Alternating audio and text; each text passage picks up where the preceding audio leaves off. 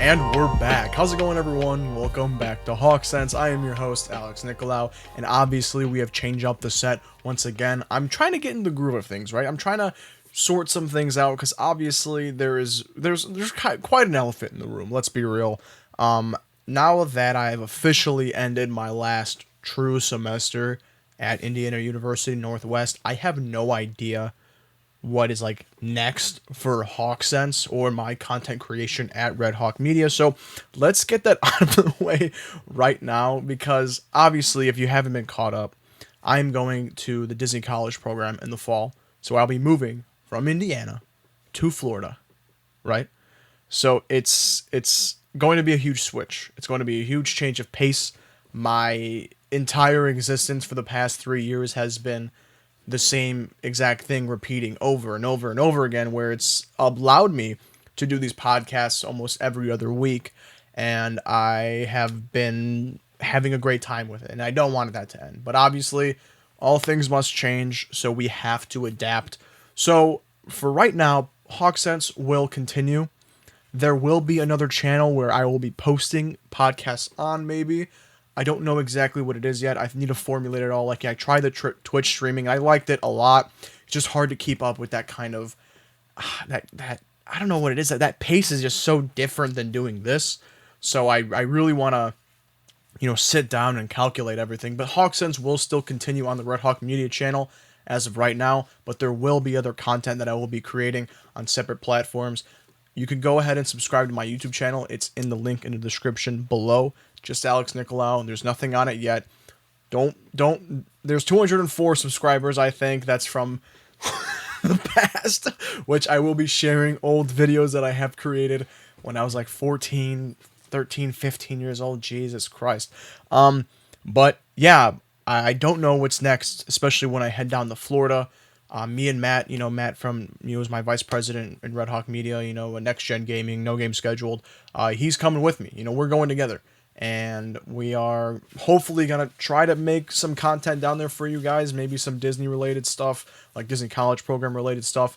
Some more Hawk Sense related stuff. And I kind of want to start something a little bit different that's not so secluded to the superhero news. Because obviously we have so many dry spots where I don't feel as if it's enough to make a podcast for you guys. Like now I have to kind of scrape the bottom of the barrel for some news for you guys and, conjure up my own speculations and rumors and whatnot for you guys. And I don't want to have to do that, right? If we could have a nice podcast talking about experiences, maybe a little bit of comedy, stuff like that, I would love to do that as well. So sound off in the comments if you guys want to see that.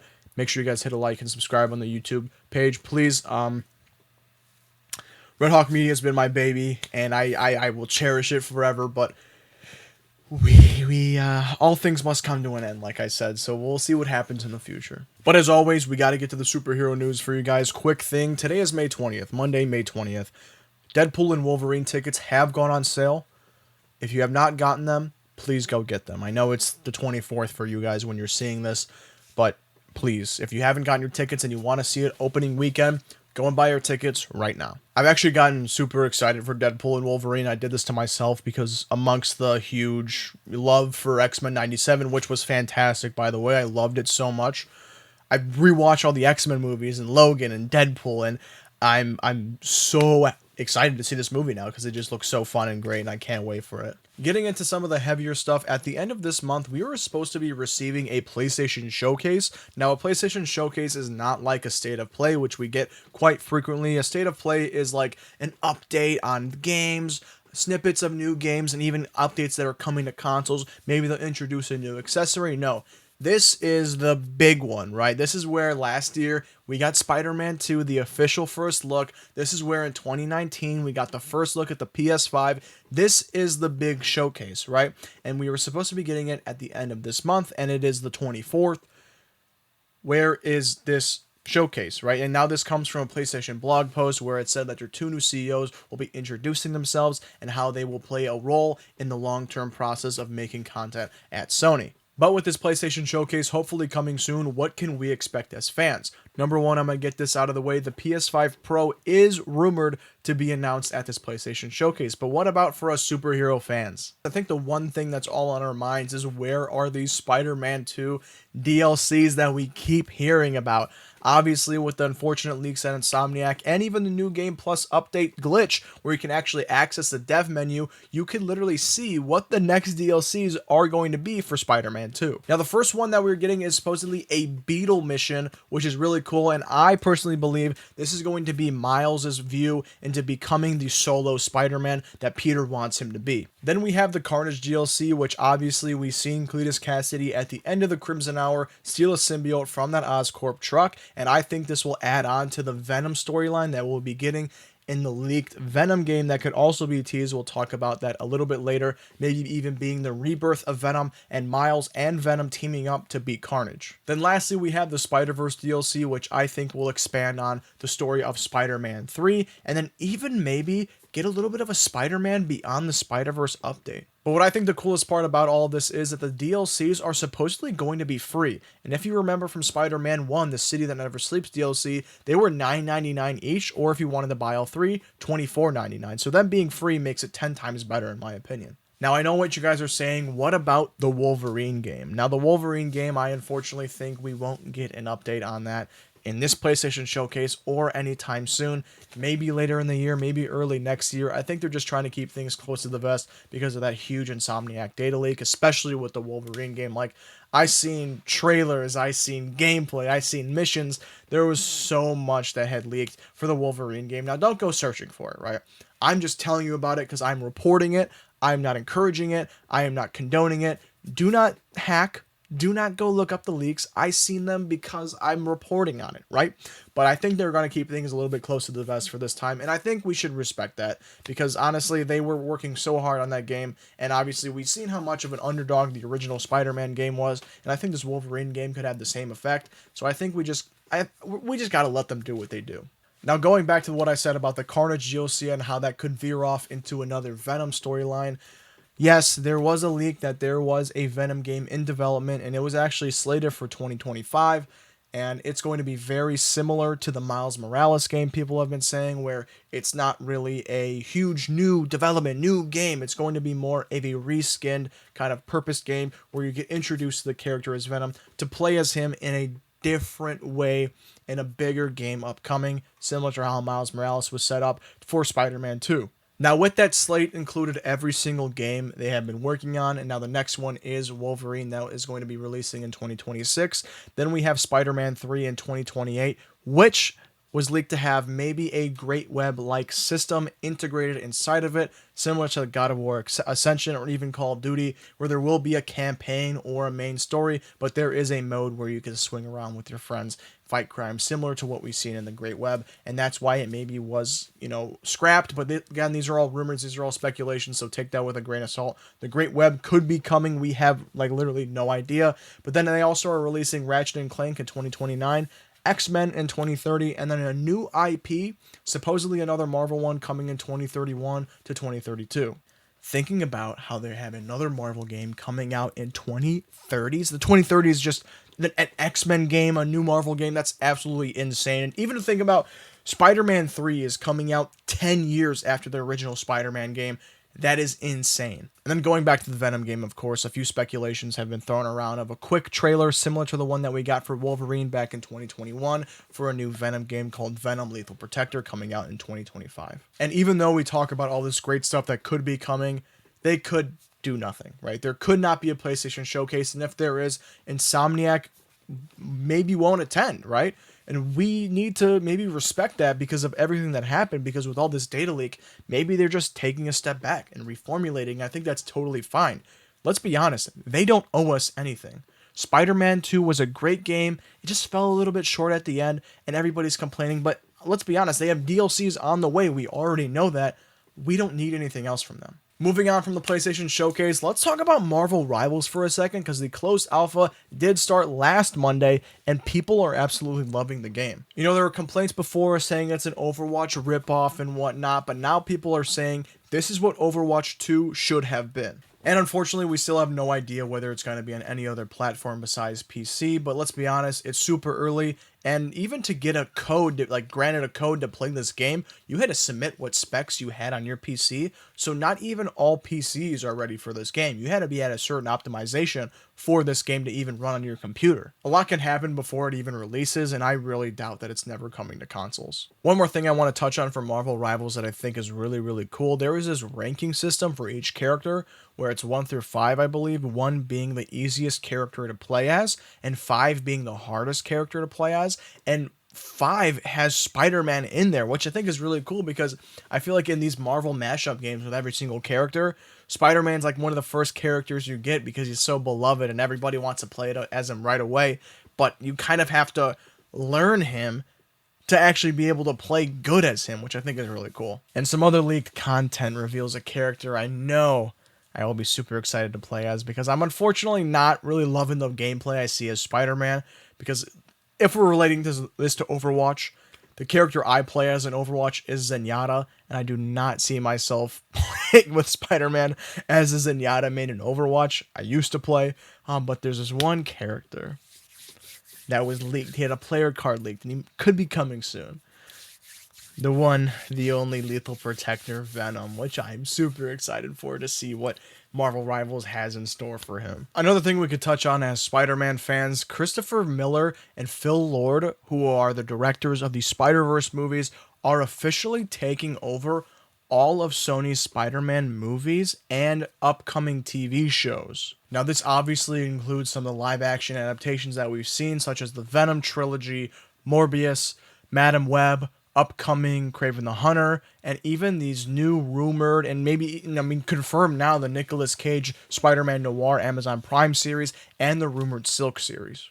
Now, as a huge Spider-Man fan, how do I feel about this?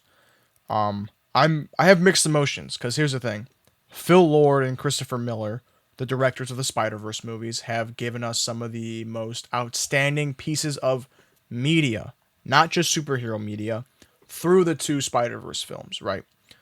On the other hand, this universe that Sony has created with Venom, and I mean, this is the last Venom movie we're getting, and they haven't had a role at all in this production, so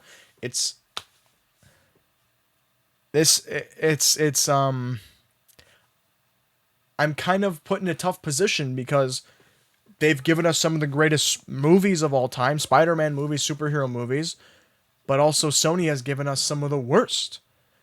So maybe we'll get some pretty mid content out of this. No, I'm hopeful, but I'm not getting my hopes up, and I'm not getting excited over it. I'm sorry. Sony has really just lost me. Last little Spider-Man related thing before we move on here. I seen the original Spider-Man trilogy in theaters, and then I also seen the 2 of the Amazing Spider-Man movies in theaters, and I had a great time. Sony, Columbia Pictures, thank you so much for re-releasing all these movies. I'm not going to see Tom's because I've seen them pretty recently in theaters. I'm maybe going to see No Way Home with the boys, but we'll see what happens. I'm not going to see Homecoming. I'm not going to see Far From Home, but I definitely had to go see Tobey's. Those were surreal. I cried. And seeing Spider-Man 3 in the theaters, even after I dogged it so hard on one of my podcasts and I watched it over and over and over again, it was surreal. They're all great movies. They're all super enjoyable. So I just wanted to, even though I just said, Sony is disappointing me, I just wanted to thank Sony and Columbia Pictures, and congratulations on the 100 years. And thank you for putting on those shows. Those were fantastic. A couple more things before we wrap up here. We officially got the actual title for Agatha, that whatever it was before Coven of Chaos. It was Darkhold Diaries. Then they released like a quick little 5-minute post saying it was like the Lying Witch with Great Wardrobe, like the Lion, the Witch, and the Wardrobe from like Narnia. And then they deleted all those posts, and they were like, oh, it was actually Agatha all along, like the song. I think that's a great marketing technique, if I don't think they were actually having trouble figuring out what to name the show.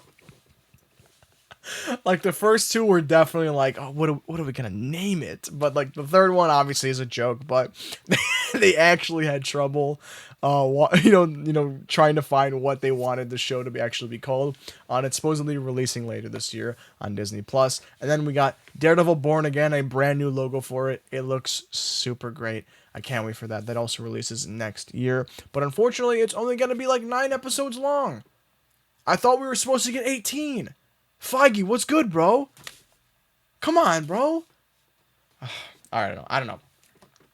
I'm still holding out hope, because I know with the 8 episodes, it's going to be higher quality rather than, the 18 episodes where we'd get basically cut in half. And then lastly, everybody, we got our first ever look at David Corenswet as Superman, which was so unexpected, but really, really cool. I'm not a huge fan of the suit, but I have a feeling that is going to be kind of his Krypton suit, and it's not going to be his actual Superman suit that we'll be seeing him, wear.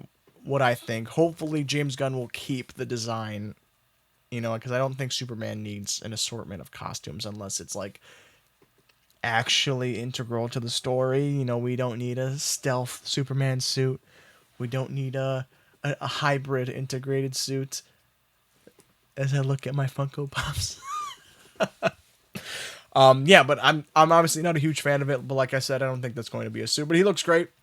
I'm really excited for that movie. Honestly, it's kind of weird because I've kind of grew up not really liking, Superman as much as everybody else, because like he could just do everything. I thought he was kind of boring, but now I'm super excited because I've kind of been expanding my horizons a little bit, and how even though he's the man who can do all, he's very grounded. He's very humane, which is a good trait to have when you're that kind of character. But we'll see what happens, right?